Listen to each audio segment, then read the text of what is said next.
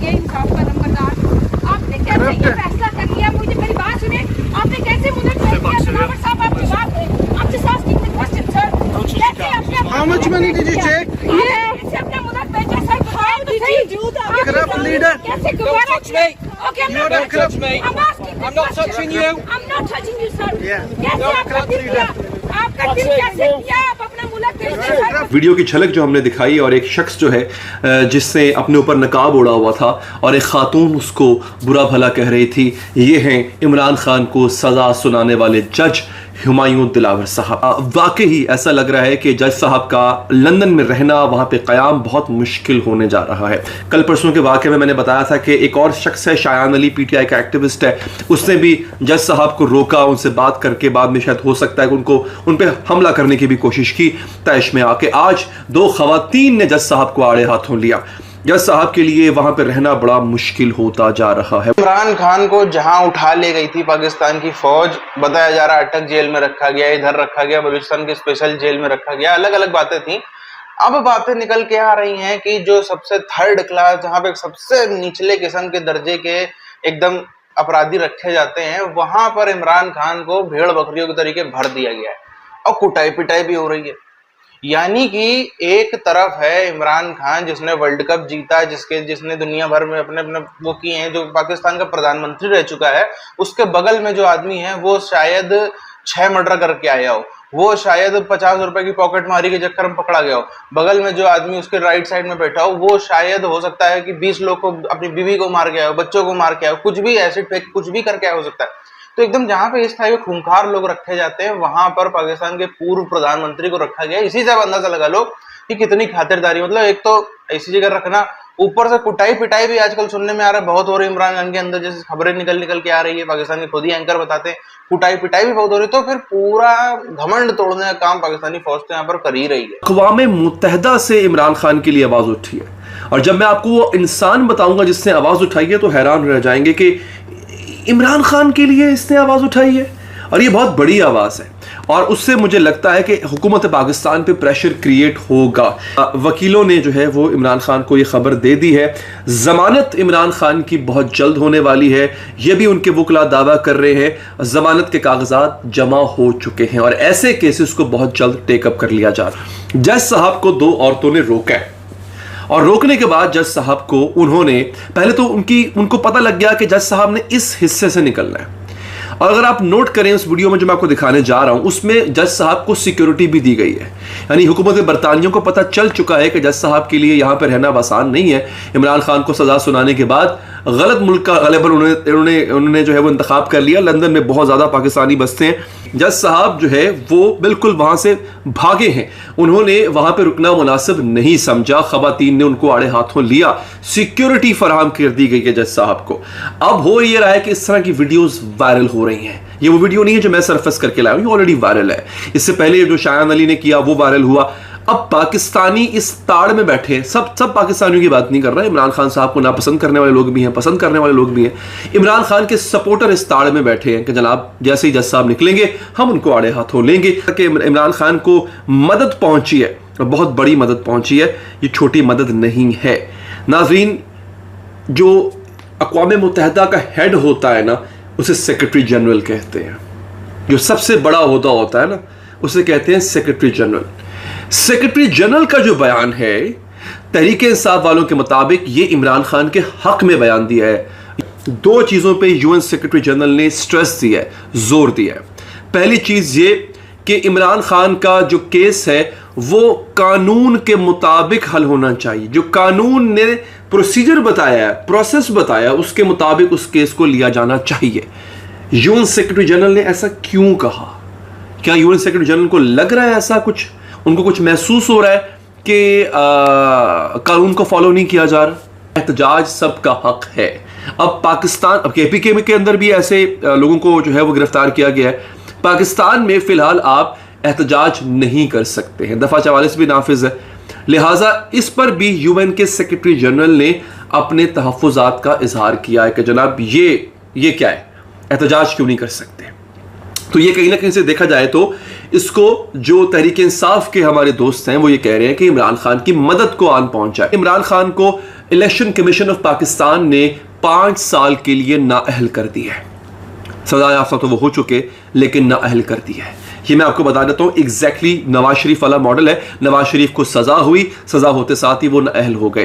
पहले से उनको नाअहल किया गया, बाद में सजा हुई थी। बाय द वे इस केस में थोड़ा डिफरेंट है, यहाँ पहले सजा हुई, फिर वो नाअहल ठहरे। नाअहली उसी कानून के मुताबिक हुई है जिस कानून के मुताबिक नवाज शरीफ नाअहल हुए थे, मगर नवाज शरीफ ताहयात नाअहल हुए थे। इमरान खान भी ताहयात नाअहल होते अगर इस कानून में तरमीम ना की जाती तो, लेकिन इमरान खान इस वक्त 5 साल के लिए नाअहल है। मगर उनके वकला का दावा यह है कि बहुत जल्द इमरान खान की जमानत भी होगी और यह केस भी खत्म हो जाएगा। बहुत बड़े बड़े दावे किए गए, बड़ी बातें की गई कि मियां नवाज शरीफ साहब जनाब नाम फाइनल कर रहे हैं, जो मियां नवाज शरीफ कहेंगे वो होगा, अब आ रहे हैं, अब आ रहे हैं, ऐसे कर देंगे, वो कर देंगे। देखा जनाब कमाल, आज भी फैसले पाकिस्तान के मियां नवाज शरीफ साहब कर रहे हैं, बाहर बैठकर कर रहे हैं। या जरदारी साहब, एक जरदारी सब पे भारी, कोई क्या भारी होगा। ये तो मीटिंग्स करते रहे दुबई में और कहते रहे कि जनाब बस फैसला हो गया कि सिर्फ और सिर्फ एक सियासतदानी होगा निगरान वज़ीर आज़म। बस शरीफ साहब का नाम आ रहा है। अब जनरल राहील शरीफ के साथ दूसरा नाम आ रहा है जी हफीज़ शेख साहब का। हफीज़ शेख साहब इमरान खान साहब के दौर में वज़ीर ख़जाना रहे हैं। अब वही हफीज़ शेख तकरीबन 2 दिन पहले आ गए हैं दोबारा पाकिस्तान, कराची में, और उन्होंने कुछ अहम लोगों से मुलाकातें भी कर ली हैं। ARY की खबर है, मुलाकातें भी कर ली हैं, मशवरे भी कर लिए हैं, आम लोगों से दीगर जगहों पे राब्ते भी कर लिए हैं। अब उनका ये सिर्फ चंद दिन पहले आना, जब अब चंद घंटे बाकी रह गए हैं, हुकूमत जा रही है और जाहिर है उसने निगरान सेटअप अनाउंस करके जाना है, कुछ तो सामने आए, तो उस वक्त हफीज़ शेख साहब का सामने आना ये बहुत मानी खेज है। सेंटर वो नहीं बन सके तो फिर वो कंटिन्यू कैसे करते बतौर वज़ीर ख़जाना, वो भी मुश्किल हो जाता है, क्योंकि ख़ास अरसे तक आप वज़ीर ख़जाना तभी रह सकते हैं जब आप पार्लियामेंटेरियन हो, या आप असम्बली के मेंबर हों या सेनेट के, वरना फिर आप मुशीर तो लग सकते हैं, लेकिन मुशीर जो है फिर वो अदालती अहकामात हैं कि वो कई यहाँ मीटिंग्स जो हैं वो चेयर नहीं कर सकता, ये भी मसला था। खैर वो एक अलग डिबेट है। लेकिन हफीज़ शेख साहब भी उस तरह से अब नून लीग के आदमी नहीं है, सियासतदान तो नहीं है। और राहील शरीफ साहब का सुन लीजिए कि जब वो डॉन लीक्स हुई, राहील शरीफ साहब आर्मी चीफ थे, जब जनाब धरना इमरान खान साहब ने मशहूर धरना दिया था, तब भी राहील शरीफ साहब थे। हफीज़ शेख साहब जो हैं वैसे तो वो एक उस तरह से इकॉनमी को लेकर चलते हैं, एक प्योर इकोनॉमिस्ट की तरह। IMF को इसलिए वो काबिल कबूल होते हैं, वो उस तरह से फैसले नहीं करते, पॉलिटिक्स को नहीं बीच में लाते कि जी क्या फ़ैसला जो है वो अच्छा रहेगा या अवामी मकबूलियत इस फैसले में है या नहीं है, वो इन चीज़ों को नहीं देखते। तो उस लिहाज से हफीज़ शेख साहब जो हैं वो ताकतों को तो काबिल कबूल होंगे। अब हफीज़ शेख साहब को अगर आप कबूल कर रहे हैं तो फिर वो क्या कि जी ICL में नाम डाल दो, इसने बर्बाद कर दी मैशत, ये कर दिया वो कर दिया, तो फिर आप गलत थे इमरान खान की, या तो फिर चॉइस उस वक्त ठीक थी, ये आपको मानना पड़ेगा। अच्छा, दूसरी चीज़, राहील शरीफ साहब का मैंने आपसे अर्ज़ कर दिया कि वो भी बड़े बुरे आर्मी चीफ थे जनाब, वो सुनी नहीं, ये हुआ वो हुआ, उनके दौर में इस्लाह हो गई, वो अलग बात कि फिर आपने उनको NOC भी दे दिया। रावलपिंडी वाले अच्छे से खातिरदारी कर रहे हैं इमरान खान की। इमरान खान जिसको लाहौर के जमान पार्क से उठाया गया, बोला जाता रहा कि अटक जेल ले जा रहे हैं, बीच बीच में जैसे कि मैंने आपको बताया पाकिस्तान में जो उनके समर्थक पत्रकार हैं उनसे ही सुन के मैंने आपको एक थ्योरी बताई थी कि बलूचिस्तान में एक स्पेशल जेल बनाई गई है।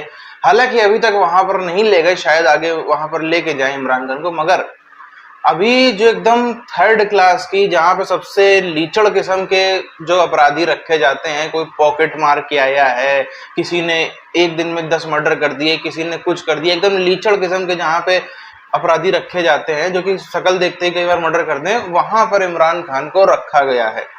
अब सबको पता है कि अमूमन VVIPs जो होते हैं उनके लिए अलग जेल होती है। पहली बात तो अगर आप देखेंगे भारत हो, पाकिस्तान हो, दुनिया कोई भी कोना हो, वहां पर अमूमन इन लोग को अलग कहीं पर रखा जाता है, यानी कि बाकी सब हैं तो इनको एक अलग कमरे में रखा जाएगा, अलग सेल में रखा जाएगा। भले ही वहां पे टीन शेड पड़ी हो, भले कुछ लोग को अच्छी सुविधा मिलती है, कुछ लोग अपनी अच्छी सुविधा बना लेते हैं, जो थोड़ा ज्यादा विपक्ष में होते हैं सत्ता के, वो बुरी से, हालांकि पाकिस्तान में तो अच्छी सुविधा नहीं मिलती, पाकिस्तान में तो फौज से दुश्मनी का मतलब सीधे जहन्नुम की आग में जलना ही है, मगर फिर भी अलग एक सेल में तो रखा ही जाता है। यहाँ पर ऐसा कुछ भी नहीं है, उन्हीं लोगों के साथ में फेंक दिया है जिस व्यक्ति को, मतलब आप देखो घमंड कितना था इस व्यक्ति को, इमरान खान को इतना घमंड था। आज फौज जो है घमंड तोड़ने का काम कर रही है। अच्छा, फौज का पलड़ा भारी हो, चाहे कल को मैं कह रहा हूँ इमरान खान के समर्थक निकल आए पूरे पाकिस्तान में, हाय तौबा मचा दें, हर तरफ में आग, जो कि अभी हो भी रहा है छोटे स्तर पे, उतने बड़े स्तर पे तो नहीं हुआ मगर हो रहा है, धीरे धीरे आग पकड़ रहा है मामला। कुछ भी हो, दोनों स्थिति में ही हारेगा पाकिस्तान। दोनों ही स्थिति में पाकिस्तान की पिटाई होगी, पाकिस्तान का जो आम आदमी है उसको और ज्यादा समस्याएं हो ही रही हैं। जब ऐसा कुछ होता है तो देश भर में 140, जैसे भारत में 140 धारा वैसे लागू हो जाती है, जगह जगह पे अलग अलग रिस्ट्रिक्शंस होते हैं, भीड़ को इकट्ठे नहीं होने दिया जाता है। इससे जो आम व्यक्ति है उसका जीवन थोड़ा नहीं बहुत ही ज्यादा प्रभावित होता है। तो अब इन सब चीजों से नुकसान तो है ही, चाहे फौज का हो चाहे इमरान खान को, नुकसान तो होना तय है, ये बात है।